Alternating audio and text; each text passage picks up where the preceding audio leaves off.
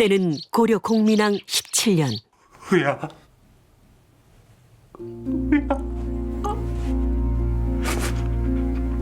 아들 딸 낳아 서로 혼인시키게 해놓고 이게 먼저 가면 어찌한단 말이야. 혼인한 지 채 반년도 되지 않았는데 어찌 이런 일이. 아이고, 저 꽃다운 나이에 과부가 된 부인만 불쌍하지. 한때는 마을 사람 모두가 탐을 내던 여인이었는데 그 발자가 참.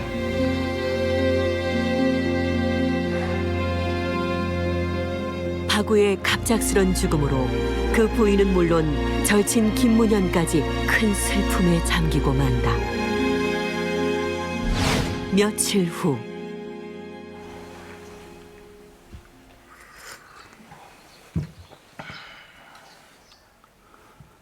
새로 들였다는 접인가 보구만. 예. 선월이라 하옵니다. 미인이로구만. 헌데 자네 그 이야기 들었는가? 죽은 바구의 처가 그새를 못 참고 남자를 만난다지 뭔가. 이러다가 곧 동이 트겠습니다. 누가 찾아오기라도 하면 어쩌시려고. 예? 서방 죽은 지 며칠이나 됐다고.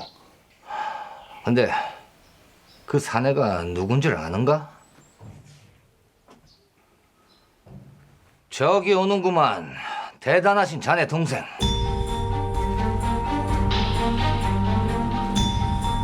형님,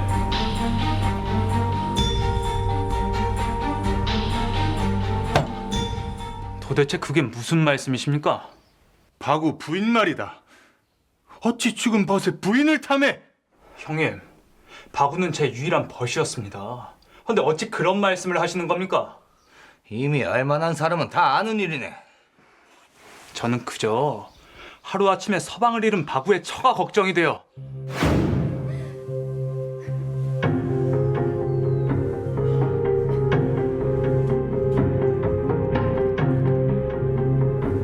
끼니는 거르고 있지 않는지, 옷은 따뜻하게 잘 입고 다니는지가 걱정이 돼 드나들었던 것뿐입니다.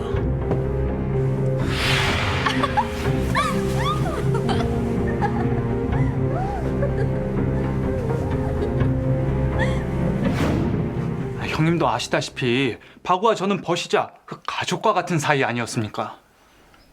진정, 네 말을 믿어도 되는 것이냐?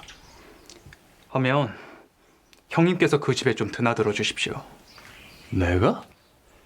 바구의 처가 도통 뭘 먹지 못하고 있습니다. 형님은 저보다 연배도 있으시고, 그리고 이렇게 이쁜 첩도 있으니 사람들이 수군거릴 일은 없지 않겠습니까?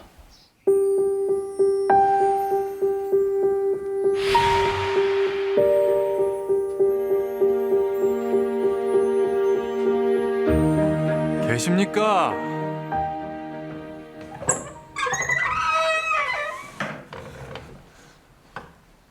아니, 나리께서 어인일로. 문현이가 일이 바쁜지 나더러 한번 들러보래서 왔네만. 어찌 안색이.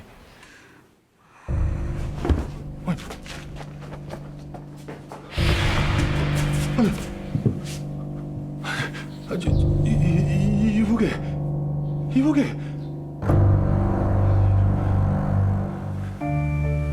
김군정은 졸지에 바구 부인의 간호까지 도맡게 되는데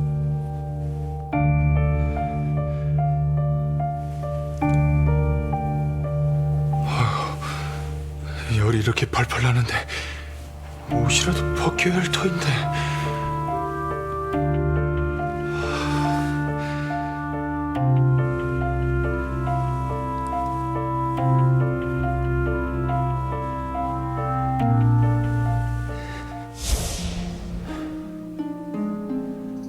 이렇게 젊고 고운 부인이 어쩌다.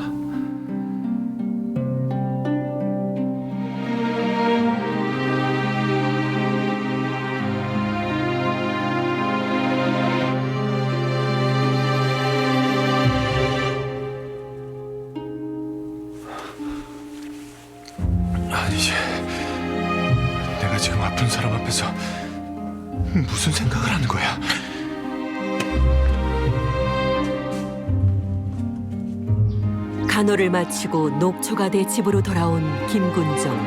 어찌 이러십니까? 가만히 있어 보거라. 집안에선 수상한 분위기가 감지됐는데 형님도 없는데 뭘 그리 걱정하고 그러느냐.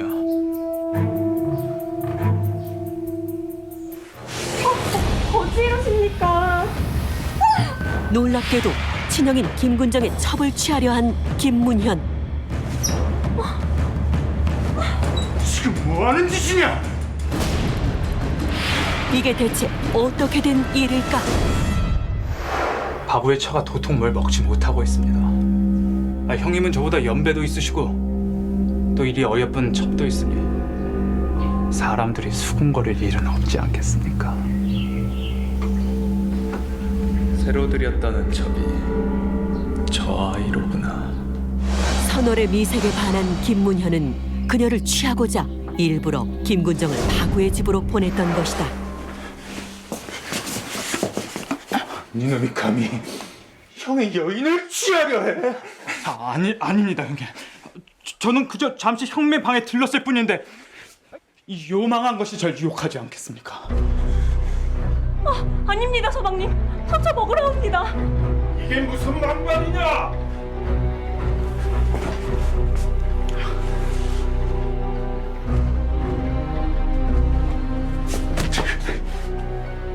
니놈이 아직도 정신을 못 차리고 이제 형의 여자까지 건드려. 아버지. 아버지는 어릴 적부터 형제는 콩 한 알이라도 나눠 먹어야 한다 하시지 않으셨습니까? 근데 왜 이 아이는 나눠 갖지 못하게 하시는 겁니까? 뭐라? 아이고 머리야. 아버지. 내가 니놈 때문에 제명대로 못 산다. 제명대로 못 살아. 여색을 탐한 김문현의 만행은 점차 인륜마저 저버리고 있었다. 며칠 후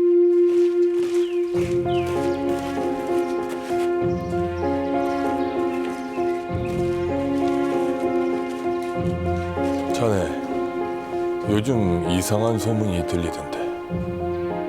무슨 소문 말씀이십니까? 죽은 벗에 아내를 취했대나 뭐래나.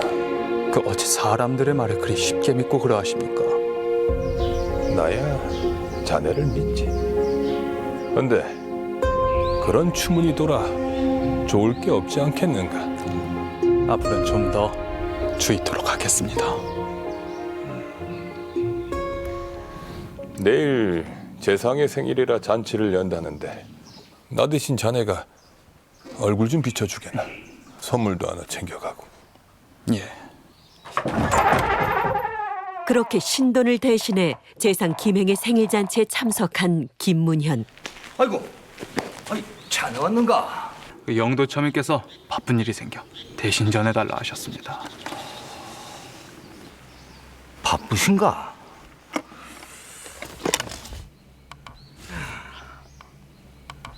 야들야들한 아기 산삼이 옵니다. 이게 몸에 또 그리 좋다지요. 들어가시게. 서방님, 아내 손님들이 찾으십니다. 그래. 자네도 어서 들어가시게.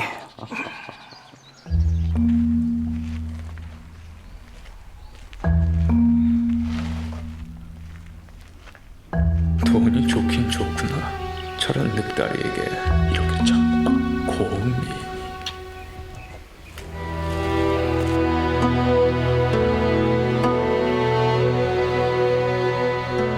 제 아무리 화려하게 치장했다 한들 마음은 쓸쓸한 갈대밭이 따로 없구려.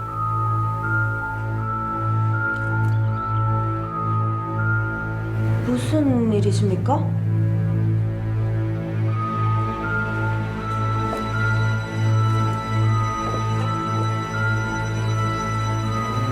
이리 탐스러운 꽃봉오리가 제대로 물을 먹지 못해 꽃을 피우지 못하고 있어. 안쓰러워서 말이지요. 은현이! 자네 여기서 뭐 하는가? 그 뒷간에 갔다 길을 잘못 들어서 그만. 아, 사람 참. 그 다들 기다리고 있지 않은가? 어서 오시게.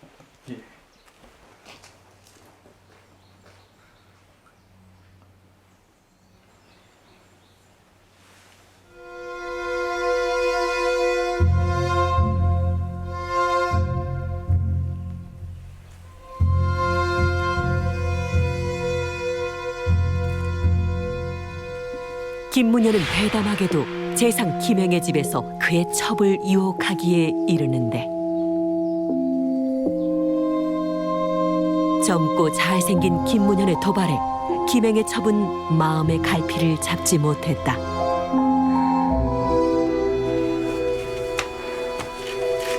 역시 내가 사람 보는 눈은 타고났지. 이런 황홀함은 내 생애 처음이었습니다. 뭘 벌써부터 그리 좋아하고 그러느냐. 앞으로 니보다 더한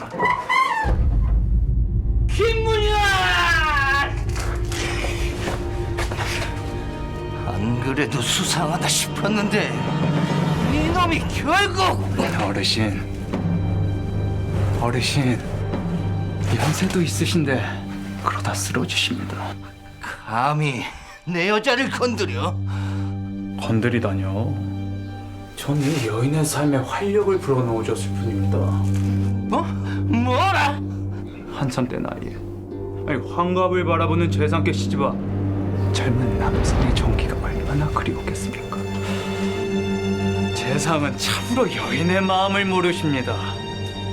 족반 하장도 유분수지. 뭐가 어쩌고 어째? 소문 나봤자 재상 어르신 체면에도 좋지 않을 테니 서로 없던 일로 하시지요. 뭐?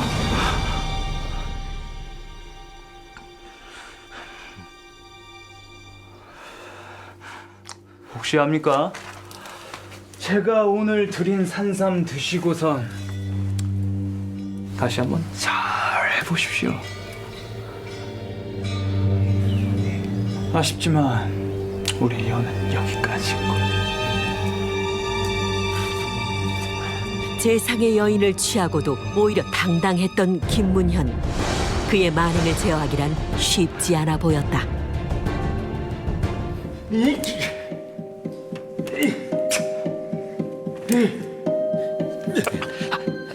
아버지, 제 나이가 몇인데 창피하게 왜 이러세요?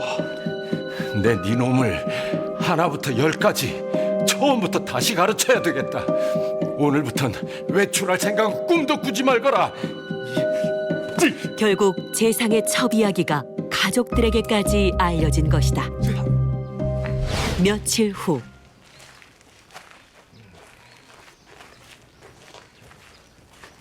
문현이는 어찌하고 있느냐? 이제야 반성하는지 방 안에서 한 발짝도 나오지 않고 있습니다. 우리 가문에 어찌 그런 고삐 풀린 망아지 같은 놈이 나왔는지.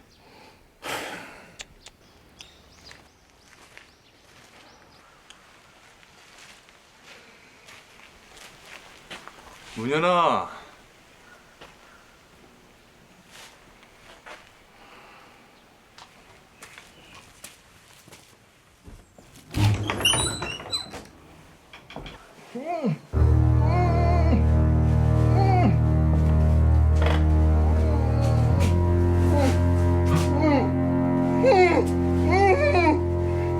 김문현은 반성은커녕 그새를 못 참고 외출한 것인데 그의 버릇을 고치기 위해선 특단의 조치가 필요했다.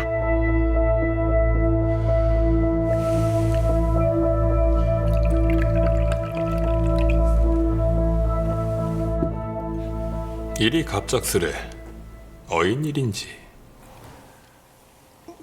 다름이 아니었고 소인의 아들놈을 먼 지방으로 보내주셨으면 합니다.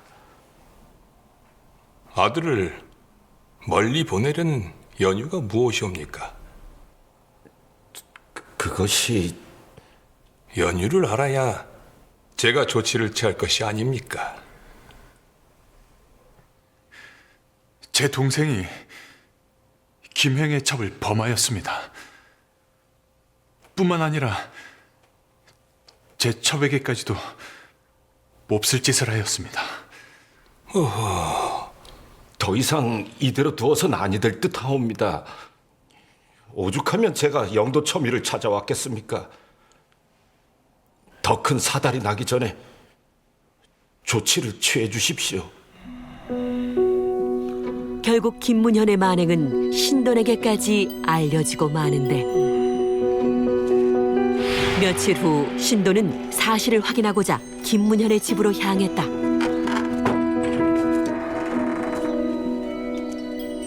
아버지, 아들이 직접 미치는 걸 보고 싶으세요?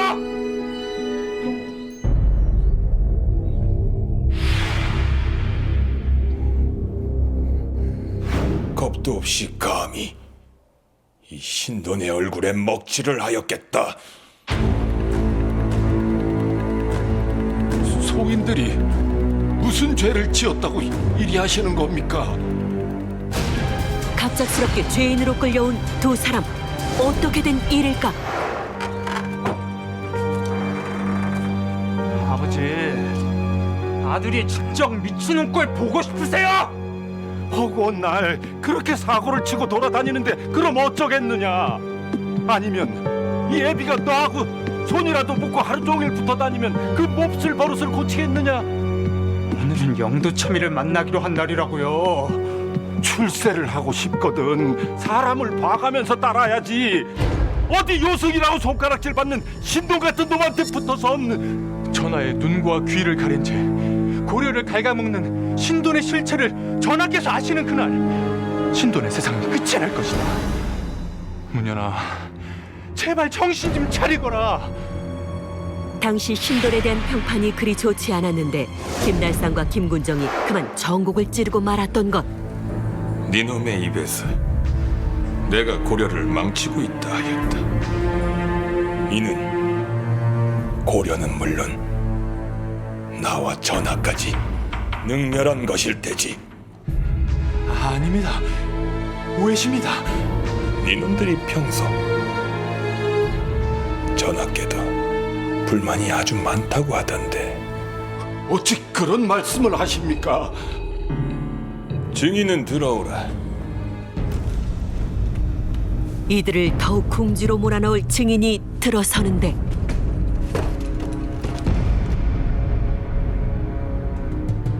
저들이 평소 전하를 폄하하였다고. 증인으로 들어온 이는 김문현이었다. 이게 어떻게 된 일일까? 저들이 평소 전하를 폄하하였다고. 예, 전하께선 허수아비 왕이시다. 전하와 영도첨이께서 나라를 위태롭게 한다면서 사람들에게 떠들고 다니는 것을 제 눈으로 똑똑히 보았습니다. 문현아, 소신은 영도첨이야말로 고려를 살릴 위인이시다 하였지만 아버지께서는 저를 때리고 가두기까지 하셨습니다. 지금 당장 저 파렴치한 것들의 목을 베라!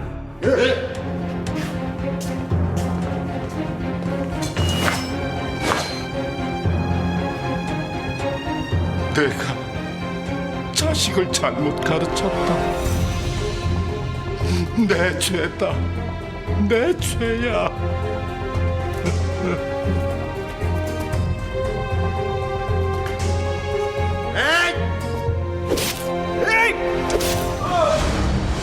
그렇게 김문현의 거짓 증언으로 인해 아버지 김달상과 형 김군정은 처참한 죽음을 당하고 만다.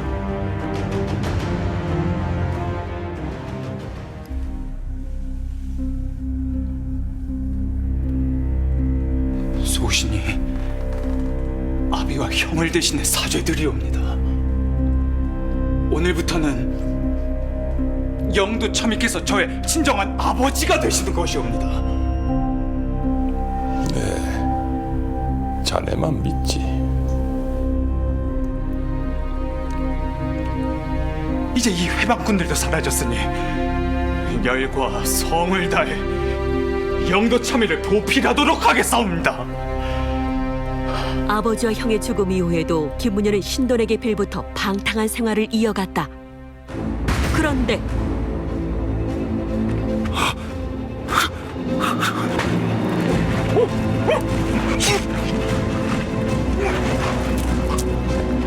놀랍게도 갑작스런 죽음을 당한 신돈.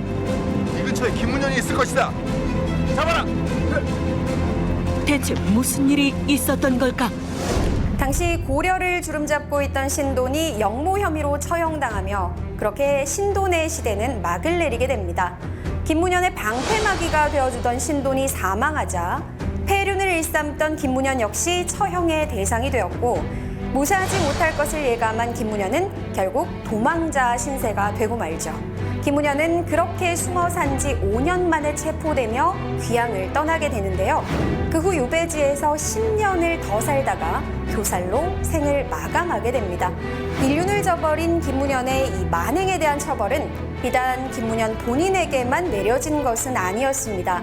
그의 아들과 손자들의 벼슬 등용을 두고 논란이 야기되며 후손들에게까지 원망의 대상이 되었다고 하니 이 김문현의 만행이 당시 사회에 얼마나 큰 파장을 일으켰는지 짐작해 합니다.